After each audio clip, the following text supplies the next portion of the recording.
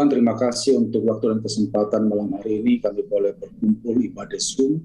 Kami sudah menyembah Tuhan, memuliakan nama Tuhan, dan kami diberi kesempatan untuk mendengarkan nasihat Tuhan. Kami butuh nasihat-Mu Tuhan karena kami terbatas untuk bisa melihat hidup ini, apalagi menatanya. Hanya firman Allah lah yang luar biasa, itu terbatas, yang sudah terbukti, yang sanggup mengubahkan orang, setiap orang yang percaya kepada firman Tuhan. Terima kasih Bapa, kami siap terima nasihat Tuhan dalam nama Yesus, haleluya. Amin. Baik saudara, kita akan belajar firman Tuhan. Mari kita buka di dalam 1 Korintus 10 ayat yang ke-12. 1 Korintus 10 ayat 12. Kita akan belajar, ada satu Tuhan di sini untuk kita perhatikan baik-baik. 1 Korintus 10 ayat 12, demikian firman Tuhan, saya bacakan. Sebab itu siapa yang menyangka bahwa ia teguh berdiri, hati-hatilah supaya ia jangan jatuh. Sekali lagi, sebab itu siapa yang menyangka bahwa ia teguh berdiri, hati-hatilah supaya ia jangan jatuh. Saudara, ada 4 level tingkatan rohani anak Tuhan dalam mengiring Tuhan. Sekali lagi, ada 4 level tingkatan rohani anak Tuhan dalam mengiring Tuhan. Yang pertama adalah level pertobatan. Kita semua pasti ngalami ini. Di mana pada waktu itu kita mengalami penyesalan yang luar biasa, kita menangis, hancur hati di hadapan Tuhan, mungkin dalam ibadah saat teduh atau waktu KKR, kita datang pada Tuhan dengan penyesalan, kita sudah lakukan dosa dan kita merasa diri kita itu kotor. Kita butuh darah Yesus untuk membersihkan kita. Lalu akhirnya kita hancur hati datang pada Tuhan, menyerahkan seluruh hidup kita kepada Tuhan. Itu adalah level pertobatan.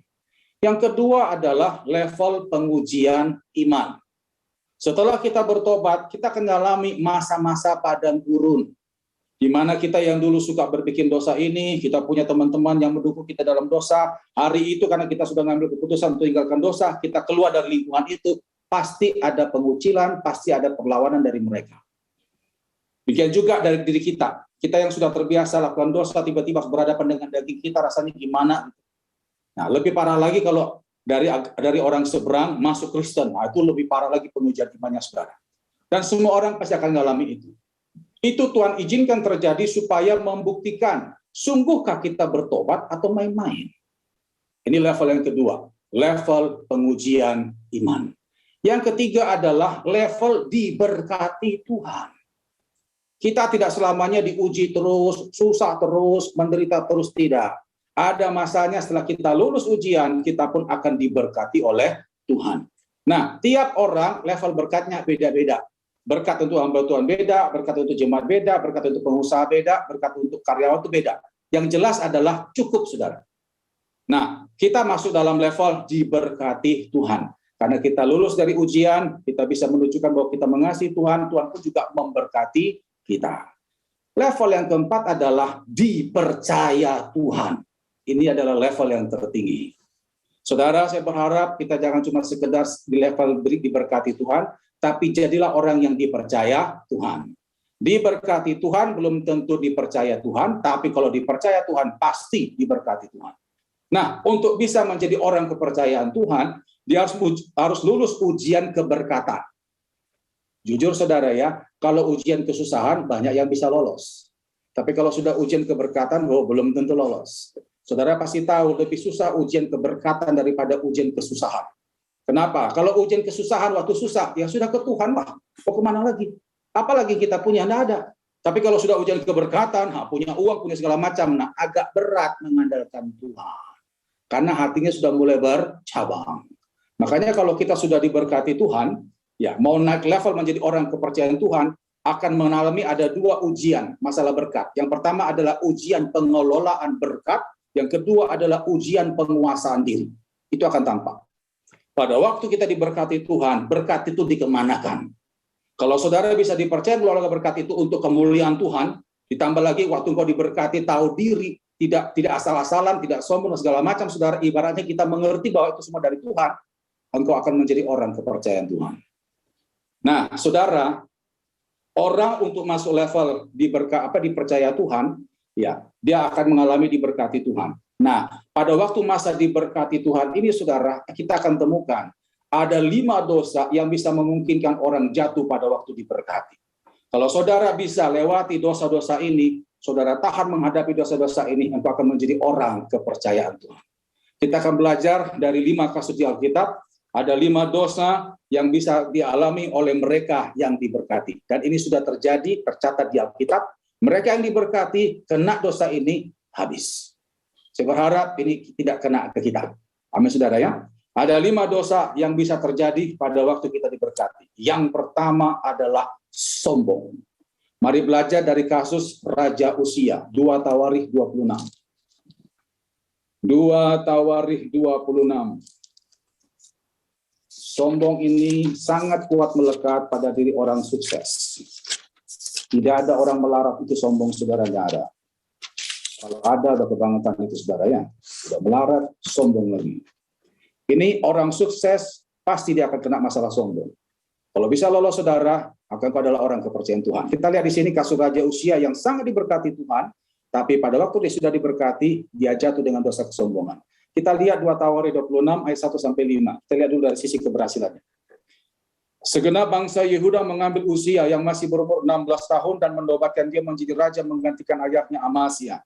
Ia memperkuat Elot dan mengembalikannya kepada Yehuda. Sesudah raja mendapatkan perhentian bersama-sama dengan nenek moyangnya. Usia berumur 16 tahun pada waktu ia menjadi raja dan 52 tahun lamanya. Ia memerintah Yerusalem. Nama ibunya adalah Yeholnya dari Yerusalem.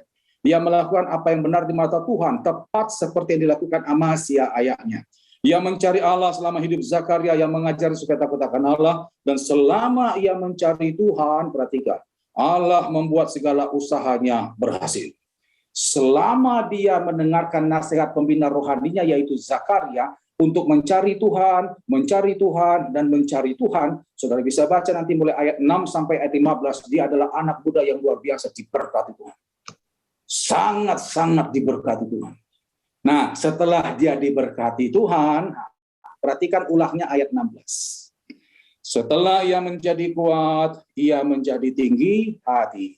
Sehingga ia melakukan hal yang merusak. Ia berubah setia kepada Tuhan Allahnya dan memasuki bait Allah untuk membakar ukupan di mezbah pembakaran ukupan. Ayat 17, dan tetapi Imam Asaria mengikutinya dari belakang bersama-sama 80 imam Tuhan, orang-orang yang tegas. Mereka berdiri di depan Raja Usia dan berkata kepadanya, "Hai Usia, engkau tidak berhak membakar ukupan kepada Tuhan.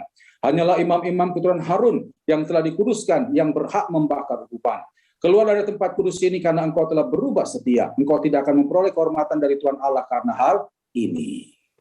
Setelah diberkati, mulai dia berulah, dia sombong. Bukti kesombongannya bisa kelihatan pada ayat yang ke-18 itu, saudara ya. Ayat 16 sampai 18. Dia masuk bait Allah lalu membakar korban ukupan.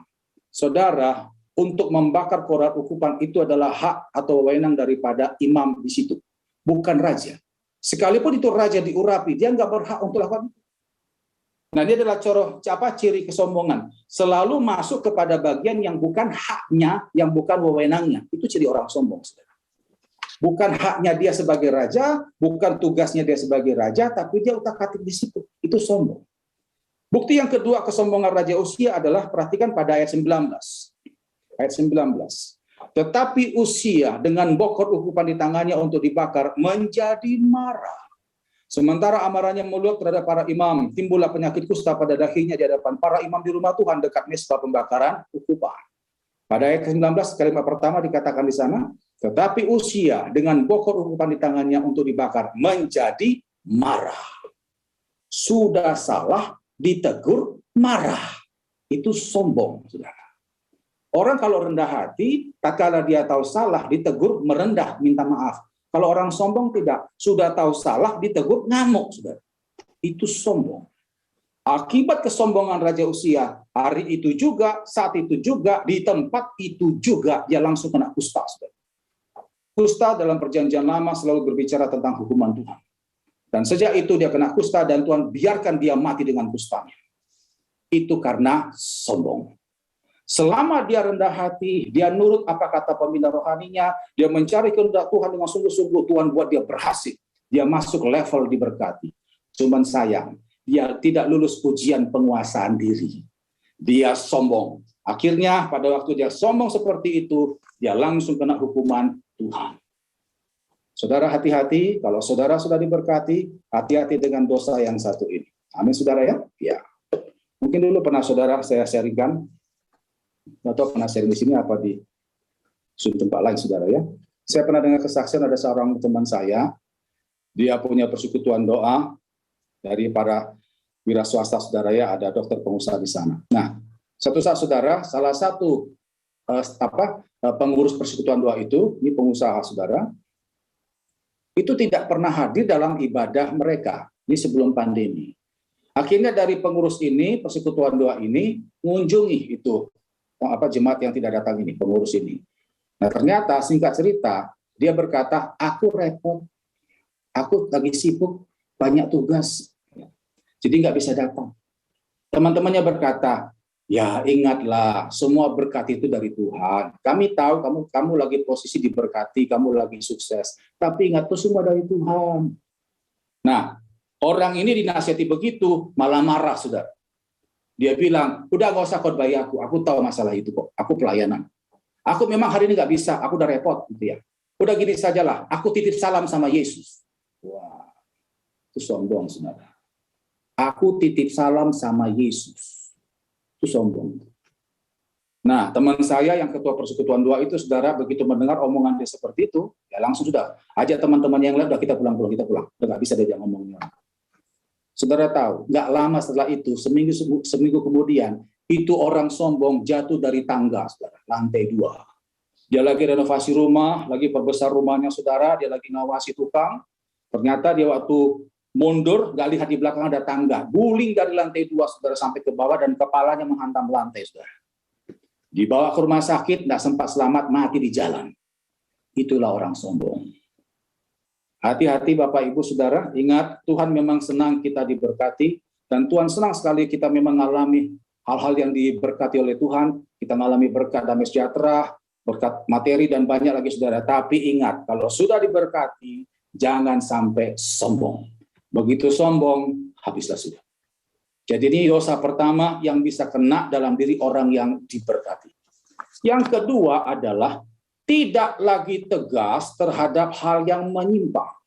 Jadi dosa yang kedua yang bisa dialami oleh orang diberkati. Tidak lagi tegas terhadap hal yang menyimpang. Dulu tegas. Apa kata Tuhan? A. Tidak bisa ditawar lagi. Semua katakan A. Tapi begitu sudah diberkati, enggak apa-apa lah, dikit-dikit enggak apa-apa lah. Kita belajar dari Raja Yosafat. Mari buka 2 Tawarikh 17. 2 Tawarikh 17. Ini seorang Raja Yosafat yang sangat diberkati, tapi ternyata setelah diberkati mulai aneh-aneh, mulai kompromi terhadap hal-hal yang sebenarnya harus ditegasin. 2 Tawarikh 17 ayat 1 sampai ayat yang kelima saya bacakan dulu dari sisi keberhasilannya. Maka Yosafat anaknya menjadi raja menggantikan dia sebagai pemimpin Israel yang memperkuat dirinya dengan menempatkan tentara di semua kota yang berkubu di Yehuda dan pasukan-pasukan pendudukan di tanah Yehuda serta kota-kota Efraim yang direbut oleh Asa ayahnya. Dan Tuhan menyertai Yosafat karena ia hidup mengikuti jejak yang dahulu dari Daud bapa leluhurnya dan tidak mencari Baal-Baal, melainkan mencari Allah ayahnya. Ia hidup menurut perintah-perintahnya dan tidak berbuat seperti orang Israel. Oleh sebab itu Tuhan mengokohkan kerajaan yang ada di bawah kekuasaannya. Seluruh Yehuda memberikan persembahan kepada Yosafat sehingga ia menjadi kaya dan sangat terhormat. Perhatikan, kaya dan sangat terhormat.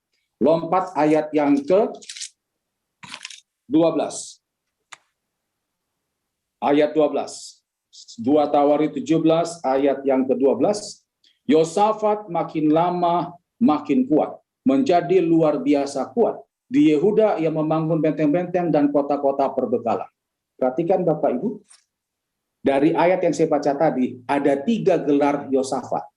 Kaya, kuat, terhormat. Oh, itu luar biasa. Kaya, kuat, terhormat. Ada orang kaya, belum tentu terhormat. Ada orang kuat, belum tentu terhormat. Ada yang terhormat, belum tentu kuat. Ini direbut semua tuh gelar. Kaya, kuat, terhormat. Itu luar biasa. Itu yang dialami oleh Yosafat. Selama dia tidak aneh-aneh, selama dia lurus dengan Tuhan, Tuhan buat dia punya gelar seperti itu. Nah, tapi setelah dia diberkati, setelah kaya, kuat, terhormat, mulai dia aneh-aneh.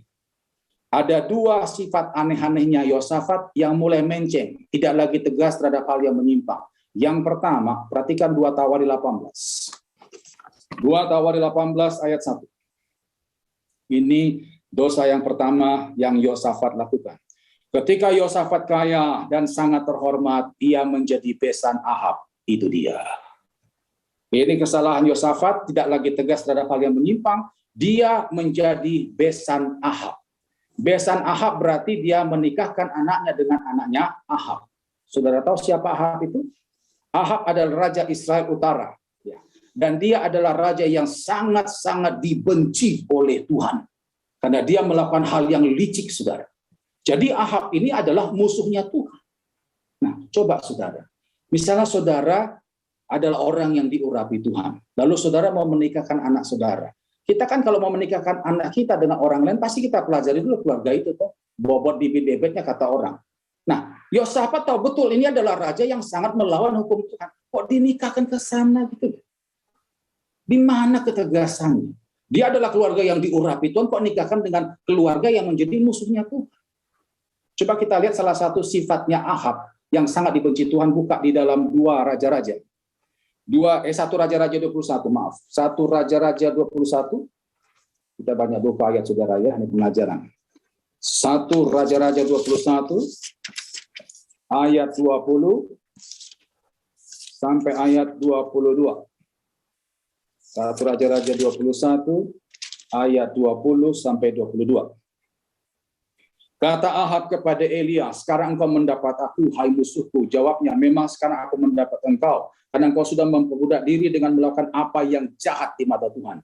Sesungguhnya aku akan mendatangkan malapetaka kepadamu. Aku akan menyapu engkau dan menyiapkan setiap orang laki-laki dari keluarga Ahab, baik yang tinggi maupun yang rendah kedudukannya di Israel. Dan aku akan memperlakukan keluargamu sama seperti keluarga Yeroboam bin Nebat dan seperti keluarga Baesa bin Ahia. Oleh karena engkau menimbulkan sakit hatiku dan oleh karena engkau mengakibatkan orang Israel berbuat dosa.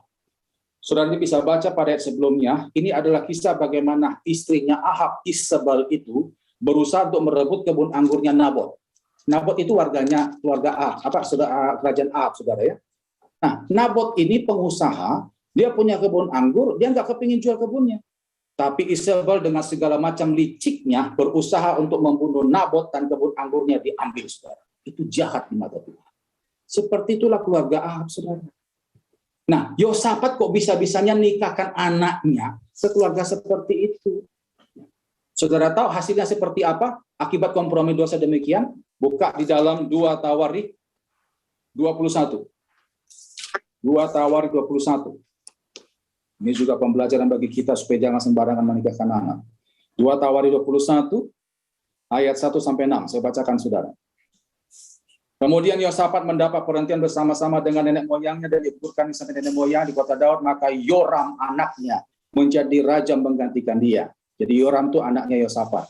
Saudara-saudara anak-anak Yosafat ialah Azarya, Yehiel, Zaharia, Asaryahu, Mikael dan Sefasa. Mereka semua anak-anak Yosafat raja Israel. Ayahnya memberikan kepada mereka banyak pemberian berupa emas dan perak dan barang-barang berharga, juga kota-kota berkubu di Yehuda. Tetapi kedudukan raja diberikan kepada Yoram karena dialah anak sulungnya. Sesudah Yoram memegang pemerintahan atas kerajaan ayahnya dan merasa dirinya kuat, ia membunuh dengan pedang semua saudaranya dan juga beberapa pembesar Israel. Yoram berumur 32 tahun pada waktu ia menjadi raja dan 8 tahun lamanya ia memerintah Yerusalem.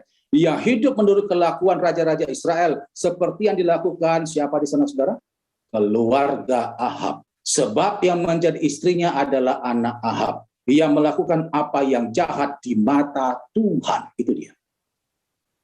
Jadi dia dipengaruhi oleh anak istrinya si raja istri dari istrinya sendiri, yaitu anaknya si Ahab.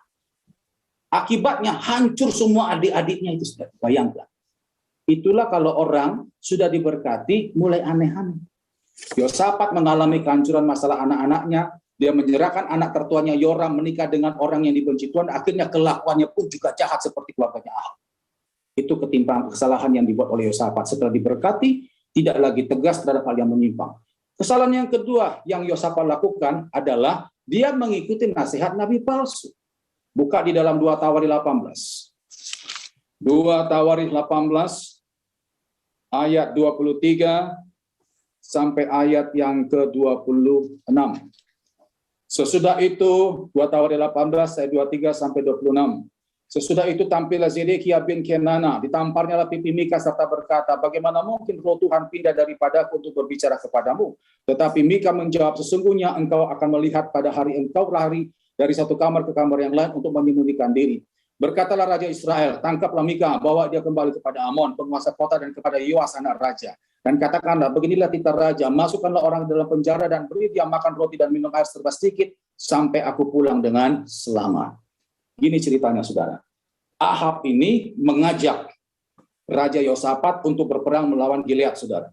Nah, mereka sebelum berangkat perang, biasanya minta tanya Tuhan dulu lewat nabi. Nah, Raja Ahab ini punya nabi-nabi yang sebenarnya adalah nabi palsu, saudara. Mereka selalu menyenangkan telinganya raja. Jadi nggak pernah kata-kata yang keras.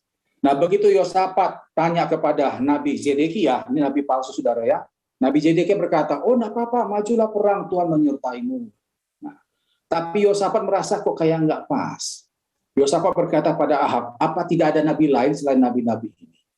Lalu Raja Ahab berkata, ada satu nabi, ya, tapi omongannya enggak enak.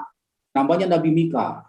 Akhirnya dipanggilan Nabi Mika, saudara, dan Nabi Mika adalah nabi Tuhan. Lalu Nabi Mika berkata apa? Kalau kalian berangkat perang, kalian akan mati. Wah. Lalu Ahab berkata, lihat, enak-enak omongannya.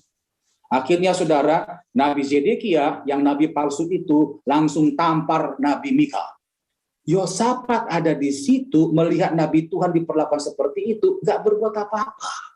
Dibiarkanlah nabi Tuhan ini masuk di penjara. Sementara Yosafat diam saja. Saudara baca nanti seterusnya, akhirnya Yosafat karena sungkan kepada besannya, dia pun ikuti nasihat nabi palsu, saudara. Dan setelah perang ternyata betul apa yang dikatakan Nabi Mika, Ahab itu tewas, saudara. Tapi Yosafat selamat. Dengan Yosafat selamat, saudara, dia ditegur oleh Nabi Yehu. Buka 2 Tawarik 19. Perhatikan. 2 Tawarik 19. Ayat 1 sampai 2. Yosafat Raja Yehuda pulang dengan selamat ke istananya Yerusalem. Ketika itu Yehu bin Hanani pelihat itu pergi menemuinya dan berkata kepada Raja Yosafat, sewajarnya engkau menolong orang fasik dan bersahabat dengan mereka yang membenci Tuhan, karena hal itu Tuhan murka terhadap engkau. Itu dia. Jadi dosa yang kedua yang bisa terjadi dalam diri orang yang sudah diberkati adalah tidak lagi tegas terhadap hal yang menyimpang. Dulu sebelum diberkati, tegas, lurus, kencang. Tapi begitu sudah mulai diberkati, enggak apa-apa lah, Tuhan ngertilah. Hati-hati, saudara. Saya punya tim pelayanan pelepasan. Dulu pernah saya tegur ada seorang ibu, ya. Ibu ini saya bilang sama ibu ini, Bu, kita ini tim pelepasan, ibu sudah diberkati Tuhan, dipercaya karunia dan kuasa, tolong jangan aneh-aneh. Jaga hidup kudus, Bu, ya. Kalau hari ini ibu kencang, seterusnya kencanglah dengan Tuhan. Nggih, Pak. Saudara tahu, satu saat kami dengar berita dia kena sakit kepala, ya. Dan stupain cikot-cokotnya saudara, tidak masuk kantor sampai 2 minggu. Nah, padahal dia orang farmasi, dia tahu obat, dia tahu dokter, tapi semua nggak mempan, saudara. Minta tolong kita doakan. Nah, waktu kita doa, tim doa melihat itu ada panah di dalam roh, saudara, tembus dari kepalanya dari depan sampai belakang. Ini penglihatan dalam roh. Akhirnya kita minta supaya datang ke tempat kita pelayanan, lalu kita tanya, Ibu kenapa kok bisa kena serang? Ada apa? Ternyata apa, saudara? Di situ dia cerita. Rupanya keluarganya dia, hanya dia yang Kristen, yang lain belum Kristen. Nah, ternyata ada satu acara di keluarga besar mereka, ritual agama mereka. Bukan cara Kristen, saudara, ya. Dan dia akhirnya ikut di situ.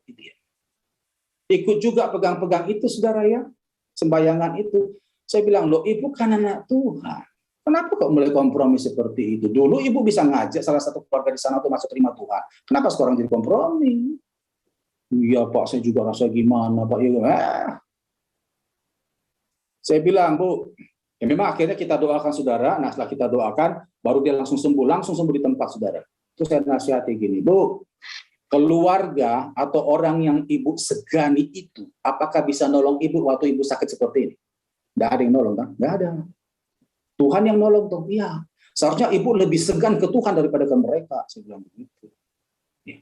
Masalahnya kita lebih segan kepada orang seperti Yosafat tadi, itu segan sama besannya si Ahab.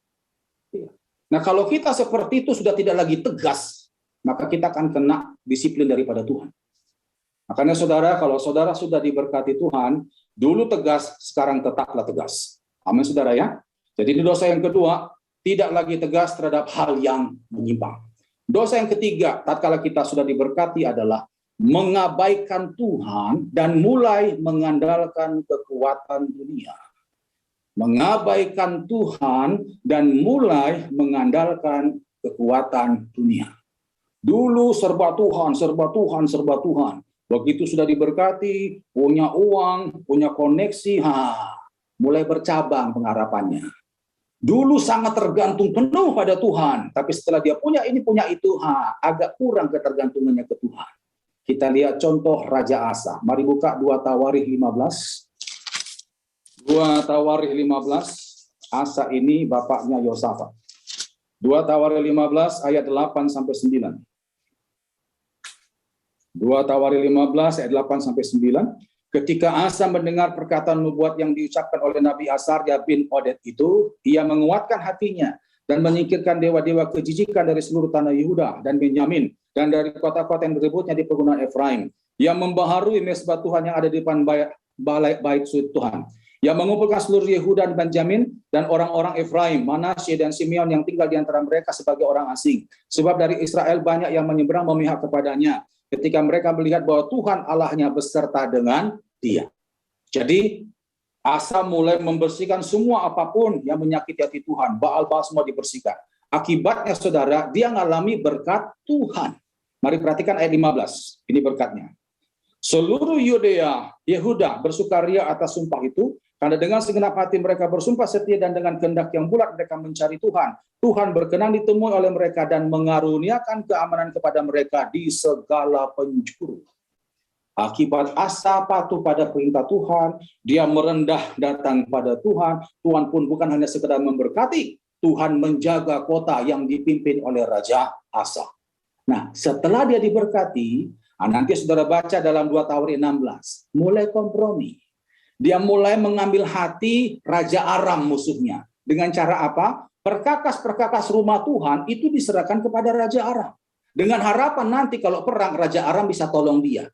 Jadi dia sudah tidak lagi mengandalkan Tuhan. Dia mentang-mentang dia sudah punya ini, punya itu, akhirnya dia mulai negosiasi dengan musuhnya. Dengan harapan musuhnya bisa tolong dia. Disinilah Tuhan tegur Raja Asa lewat Nabi Hanani. Perhatikan di dalam 2 Tawarikh 16 ayat yang ke-7 sampai ayat 9. Pada waktu itu datanglah Hanani pelihat itu kepada Asa Raja Yehuda, katanya kepadanya, karena engkau bersandar kepada Raja Aram dan tidak bersandar kepada Tuhan Allahmu, oleh karena itu terlupalah tentara Raja Aram dari tanganmu. Bukankah tentara orang Ethiopia dan Libya besar jumlahnya, kereta dan orang berkudanya sangat banyak, namun Tuhan telah menyerahkan mereka ke dalam tanganmu karena engkau bersandar kepadanya. Karena mata Tuhan menjelajah seluruh bumi untuk melimpahkan kekuatannya kepada mereka yang bersungguh hati terhadap dia, dalam hal ini engkau telah berlaku bodoh.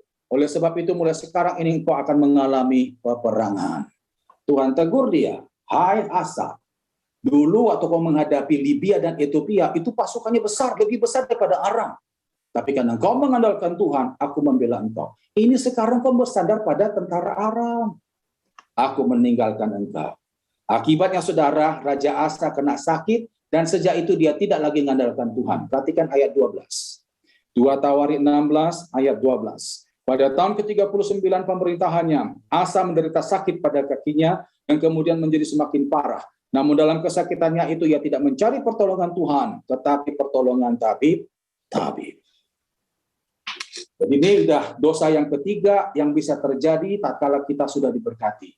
Kita mulai mengabaikan Tuhan dan mulai mengandalkan kekuatan dunia. Saudara, hati-hati. Ya, kalau kita dulu susah-susah, tidak punya apa-apa, ya sudah ke Tuhan lah. Mau kemana lagi, saudara ya? Tapi kalau sudah diberkati, punya uang, punya koneksi, ya akhirnya kita ketergantungan dengan Tuhan sudah mulai bercabang. Itu hati-hati. Saudara harus ingat, salah satu sifat Tuhan kita adalah dia adalah Allah pencemburu. Dia tidak mau digantikan oleh apapun juga di hati kita. Tuhan selalu ingin Tuhanlah nomor satu di hati kita, tidak lagi yang lain. Begitu kita kalau sudah mulai diberkati, mulai bercabang, ketergantungan kita dengan Tuhan mulai berkurang, hati-hati. kuasa Tuhan bisa ditarik daripada kita. Perhatikan tadi Raja Asa. Sebelumnya dia sangat mengandalkan Tuhan, tapi begitu dia sudah diberkati, mulai tidak lagi bergantung pada Tuhan, Tuhan tarik semua urapannya. Akhirnya dia dibiarkan mati dengan sakitnya itu, saudara. Saya berharap itu dijauhkan daripada kita. Amin, saudara ya. Ya, itu yang ketiga, saudara. Saya dulu juga pernah punya teman, saudara ya. Dulu waktu dia susah, dia sangat mengandalkan Tuhan. Dia termasuk kakak rohani saya, saudara. Ya, ini cerita dikit. Dia sangat dulu jadi teladan bagi saya karena dia sangat mengenal Tuhan. Dulu waktu itu belum punya apa-apa, dia mengandalkan Tuhan sampai ginjalnya pernah diganti Tuhan, saudara. Karena dia pernah sakit masalah ginjal.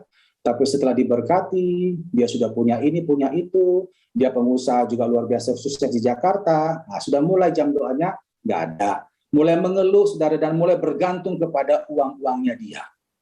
Sampai saya tegur dia, saya bilang, Bang, hati-hati. Dulu kau mengandalkan Tuhan dan aku banyak mencontoh kepada kamu. Sekarang kau sudah mulai mengandalkan uangmu. Hati-hati, saya bilang. Makanya saudara, mulai hari ini, kalau saudara sudah diberkati Tuhan, jangan condongkan hati saudara ke berkat itu. Tapi tetap condongkan hati saudara ke Tuhan. Yang setuju katakan, amin. Itu yang ketiga. Yang keempat, dosa yang bisa menghampiri kita pada waktu kita diberkati adalah menggunakan kewenangan untuk menindas yang lemah. Menggunakan kewenangan untuk menindas yang lemah. Dulu kita sebelum berhasil, kita sangat menghargai anggota kita, tim kita, karyawan kita, anak buah kita. Setelah kita berhasil, nah mulai aneh-aneh. Kita mulai menindas anak buah kita, memperalat anak buah kita, bahkan memanfaatkan anak buah kita untuk kepentingan kita seorang diri. Hati-hati. Contohnya di Alkitab siapa, saudara? Raja Daud. Daud sebelum diberkati, dia luar biasa rendah hati. Semua timnya, semua anggotanya diperlakukan sama. Tapi begitu dia jadi raja, dia mulai aneh-aneh dengan otoritasnya, dengan kewenangannya. Dia ambil istri prajuritnya, yaitu Batseba. Itu pakai otoritas raja dia. Buka 2 Samuel 11. 2 Samuel 11. Dulu Daud tidak seperti ini. Dulu 2 Samuel 11, perhatikan pada ayat yang ketiga.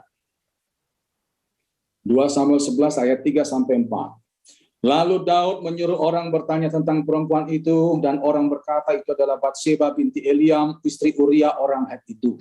Ayat 4 perhatikan. Sesudah itu Daud menyuruh orang mengambil dia. Perempuan itu datang kepadanya, lalu Daud tidur dengan dia. Alkitab tadi katakan Daud menyuruh orang mengambil dia. Karena dia raja, dia sudah punya otoritas, dia pakai itu untuk memanfaatkan istri karyawannya, ditindas, ditiduri. Enggak sampai di situ juga, saudara ya. Dengan otoritasnya juga, dia membunuh suami daripada si Batseba itu. Sudah bisa baca nanti ayat 12-15. Dia panggil Uria, diajak minum, sampai mabuk, lalu besok dikasih surat untuk diantarkan ke Panglima Yoab. Itu adalah surat perintah kepada Panglima Yoab, agar Uria ditempatkan di tempat barisan perang paling depan, supaya dia lekas mati. Itu dia pakai otoritas raja loh, saudara. Setelah diberkati itu. Ya, dulu enggak kayak gitu, Daud enggak seperti itu. Tapi setelah dia diberkati, dia mulai menggunakan kewenangannya menindas yang lemah. Itu membuat akhirnya Tuhan kerahkan Nabi Nathan. Nanti sudah bisa baca dalam 2 Samuel 12 ya. Dan sejak itulah Daud mengalami kehancuran keluarga yang sangat parah, saudara. Nanti bisa baca di sana.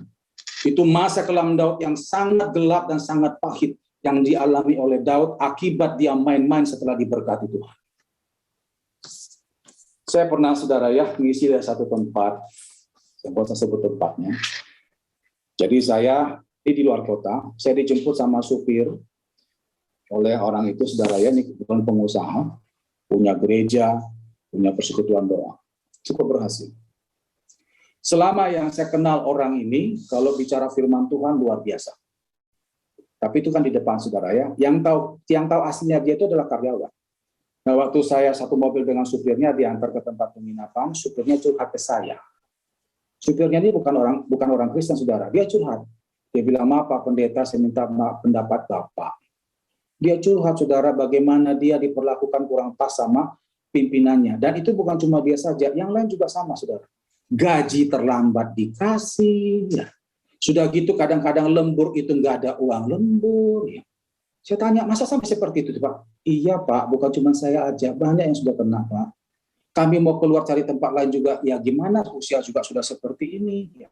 Kami sudah pernah ngomong ke pimpinan yang minta tolong supaya gaji jangan terlambat, karena bagaimanapun juga kan Pak, kami mesti bayar iuran, listrik, air, segala macam. Tapi ya, bos kita tuh seperti itu. Saya dengar itu sampai nggak percaya, saudara. Padahal orang ini kalau khotbah, bagus. Dia pengusaha, dia pengkhotbah. Dia luar biasa, kalau bicara kasih Tuhan, mantap, luar biasa. Tapi ternyata apa? Menindas yang lemah. Yang tahu kita itu adalah orang sekeliling kita. Kita bisa seperti malaikat depan mimbar bisa. Tapi kita nggak bisa tutup diri depan orang lain. Orang lain bisa tahu kita seperti apa. Lihat Daud itu, saudara. Di depan orang luar biasa. Kayak Uria lah. Uria itu nggak nyangka kalau Raja Daud meniduri istrinya. Dia nggak tahu. Dia sangat hormat kepada rajanya. Tapi siapa sangka raja yang dia hormati punya niat busuk terhadap dia. Tapi Tuhan tahu. Makanya saudara, kalau saudara sudah diberkati Tuhan, saudara punya karyawan, punya anak buah, tolong hargai mereka. Jangan sampai nanti dengan otoritas kita, mentang-mentang kita sudah diberkati, kita tindas mereka. Kalau kita tindas mereka, ingat, saudara akan berurusan dengan Tuhan. Buka di dalam Amsal 22. Amsal 22 ayat 22 sampai 23. Amsal 22 ayat 22 sampai ayat 23. Dikatakan di sana, janganlah merampasi orang lemah karena ia lemah, dan janganlah menginjak-injak orang yang berkesusahan di pintu gerbang, sebab Tuhan membela perkara mereka dan mengambil nyawa orang yang merampasi mereka. Pada saat kita memperalat atau menindas orang yang lemah, orang-orang yang sudah dipercaya Tuhan untuk kita bekerja sama untuk membuat kita sukses, tapi kita peralat mereka, maka kita akan berurusan dengan Tuhan. Saya berdoa, saya berharap itu dijauhkan daripada kita. Itu yang keempat. Yang kelima, yang terakhir, dosa yang bisa menghampiri kita tatkala kita diberkati adalah keintiman dengan Tuhan tidak lagi sama seperti semula. Keintiman dengan Tuhan tidak lagi sama seperti semula. Mari kita buka di dalam Wahyu pasal 2 ayat 1 sampai 5. Wahyu pasal 2 ayat 1 sampai 5. Di sini kita belajar teguran Tuhan kepada jemaat Efesus. Wahyu pasal 2 ayat 1 sampai 5 dikatakan di sana, tuliskanlah kepada malaikat jemaat di Efesus, inilah firman dari Dia yang memegang ketujuh bintang itu di tangan kanannya dan berjalan di antara ketujuh kaki dian emas itu. Aku tahu segala pekerjaanmu, baik jerih payahmu maupun ketekunanmu. Aku tahu bahwa engkau tidak dapat sabar terhadap orang-orang jahat, bahwa engkau telah mencobai mereka yang menyebut dirinya rasul, tetapi yang sebenarnya tidak demikian, bahwa engkau telah mendapati mereka pendusta, dan engkau tetap sabar dan menderita oleh karena namaku, dan engkau tidak mengenal lelah. Namun demikian aku mencela engkau, karena engkau telah meninggalkan kasihmu yang semula. Sebab itu ingatlah betapa dalamnya engkau jatuh, bertobatlah dan lakukanlah hal lagi apa yang semula engkau lakukan. Jika tidak demikian, aku akan datang kepadamu dan aku akan mengambil kaki dianmu dari tempatmu jikalau engkau tidak bertobat. Jemaat Efesus ini adalah jemaat yang sangat diberkati. Kalau saudara ikut tour Israel Turki, pasti bisa tahu saudara ya. Efesus sana adalah kota perdagangan yang pada waktu itu sangat diberkati. Anak-anak Tuhan yang ada di sana juga sangat diberkati. Mereka diberkati bukan cuma masalah pekerjaan saja, tapi juga dalam pelayanan. Coba perhatikan saudara pada ayat yang kedua. Aku tahu segala pekerjaanmu, baik jerih payahmu maupun ketekunanmu. Orang tekun itu pasti berhasil. Aku tahu bahwa engkau tidak dapat sabar terhadap orang-orang jahat, bahwa engkau telah mencobai mereka yang menyebut dirinya rasul, tetapi yang sebenarnya tidak demikian, bahwa engkau telah mendapati mereka pendusta. Ternyata jemaat Efesus pada waktu itu untuk menerima pengkhotbah, pengajar rohani nggak sembarangan. Kalau mereka sudah tahu itu palsu langsung ditolak. Berarti mereka tegas dengan pengajaran firman. Mereka bagus seleksi pengajaran, saudara. Terus ayat yang ketiga, engkau tetap sabar dan menderita oleh karena namaku, dan engkau tidak mengenal lelah. Dalam melayani Tuhan mereka luar biasa. Tapi Alkitab katakan pada ayat yang keempat, perhatikan, namun demikian aku mencela engkau karena engkau telah meninggalkan kasihmu yang semula. Itu dia. Mereka yang memang diberkati pekerjaannya, pelayanannya, tapi ternyata keintiman dengan Tuhan sudah mulai tidak ada. Saat teduh mereka secara pribadi mulai berkurang setiap mereka diberkati Tuhan. Saudara, jangan anggap enteng masalah saat teduh. Coba cek saat teduh saudara, masih jalan apa enggak? Perhatikan ya, kalau kita saat teduh sudah mulai enggak ada, tunggu nanti saudara pasti akan jatuh. Ya. Roh itu penurut, daging itu lemah. Kalau saudara jarang-jarang berdoa, sekalipun engkau pelayanan luar biasa, engkau pasti bakal jatuh, percayalah itu. Alkitab sudah katakan, di luar aku engkau tidak bisa berbuat apa-apa. Ya. Yang luar biasa saudara, apa kata Tuhan mengenai kasih mula-mula yang hilang dari jemaat Efesus? Perhatikan ayat yang kelima. Ayat kelima perhatikan. Sebab itu ingatlah betapa dalamnya engkau jatuh. Bertobatlah dan lakukanlah lagi apa yang semula engkau lakukan. Saya sangat tertarik dengan kalimat pertama ini ya. Sebab itu ingatlah betapa dalamnya engkau jatuh. Ternyata bagi Tuhan, tatkala kita sudah mulai kehilangan saat teduh, itu sudah parah, saudara. Begitu keintiman kita dengan Tuhan sudah mulai berkurang, Alkitab katakan, engkau sudah dalam jatuh. Ternyata jatuh dalam dosa yang parah bukan karena masalah kita bunuh orang, berzina, enggak. Pada waktu kita sudah mulai kehilangan keintiman dengan Tuhan, itu sudah dalam jatuhnya Bapak Ibu. Oh, ini luar biasa, saudara. Jadi makanya saudara, mulai hari ini, kalau saudara sudah mulai berkati Tuhan, yang dulu sebelum diberkati jam doa saudara kencang, hendaknya setelah diberkati saudara tetap kencang saat teduhnya. Yang setuju katakan amin. Kesaksian terakhir, ini sebelum pandemi saudara ya, saya pernah mengalami teguran Tuhan oleh hambanya Tante Erna di Kertajaya saudara. Waktu itu saya ngisi di Prigen. Nah saya biasa kalau mau didoakan, kan saya digerakkan Tuhan dulu, baru saya minta didoakan, kalau enggak saya nggak mau. Nah habis saya ngisi di Prigen itu saudara, tiba-tiba Roh Kudus bilang pada saya supaya minta didoakan hambanya. Dorongan itu kuat sekali. Lalu akhirnya saya ke Tante itu, saya bilang, Tante, bisa doakan saya, Tante. Lalu Tante Erna bilang, oke sini kamu. Terus Tante Erna, saudara ya, waktu mendoakan saya itu, entah kenapa beliau itu berbahasa roh agak lama, saudara. Nggak seperti biasanya. Habis beliau berbahasa roh agak lama, langsung dia berkata, ini pesan Tuhan untuk kamu Nahason. Kamu terlalu banyak pelayanan. Jam doamu duduk diam di kaki Tuhan sudah mulai berkurang. Ditegur begitu, saudara. Saya tersentak, saudara. Memang betul, saudara, ya saya pelayanan waktu itu sangat banyak. Sampai akhirnya jam doa saya berkurang dan saya merasa kering di situ. Saya tidak tahu waktu itu ada apa. Dan ternyata lewat hambanya Tuhan tegur saya. Saya bersyukur, saudara, ya masih ditegur seperti itu. Kalau enggak, waduh mau jadi apa saya, saudara? Ternyata di hadapan Tuhan betul seperti kitab Wahyu ini, saudara, ya. Begitu kita sibuk pelayanan, sekalipun tuh pelayanan, mendoakan orang, tapi jam doa kita pribadi dengan Tuhan berkurang, itu Tuhan tidak suka, saudara. Alkitab tadi katakan, jangan sampai nanti kaki dia itu diangkat daripada. Saya berharap itu jangan ada terjadi pada kita, saudara ya. Jadi mulai hari ini Bapak Ibu yang dikasihi Tuhan, jadilah orang yang bisa dipercaya Tuhan. Jangan cuma sekedar diberkati Tuhan. Kalau hanya sekedar diberkati Tuhan, saudara belum tentu dipercaya Tuhan. Tapi kalau saudara bisa dipercaya Tuhan, engkau pasti diberkati Tuhan. Dan untuk menjadi orang yang dipercaya Tuhan, engkau harus bisa lulus ujian keberkatan.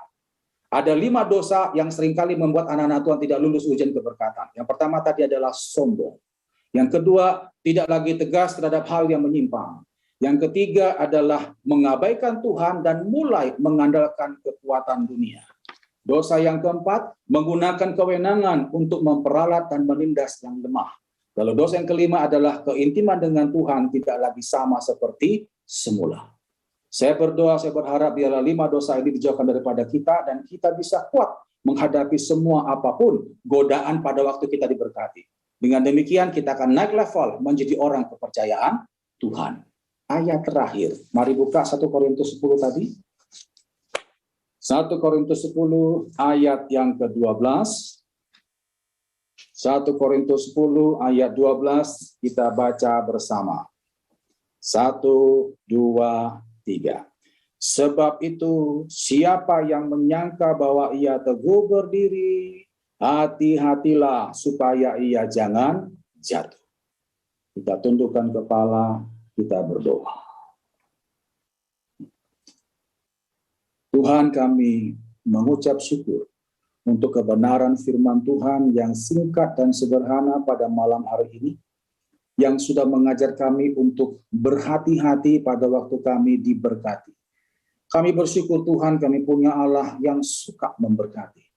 Tapi seringkali juga sikap kami tatkala sudah diberkati mengiris hati Tuhan. Karena kami ternyata begitu sudah diberkati, kami pun lupa diri. Ampuni kami Tuhan. Kami akhirnya sombong. Kami akhirnya mengabaikan Tuhan dan mengandalkan yang lain. Kami akhirnya menggunakan otoritas apa yang sudah kami terima dari Tuhan untuk menindas yang lemah. Bahkan keintiman dengan Tuhan pun mulai berkurang.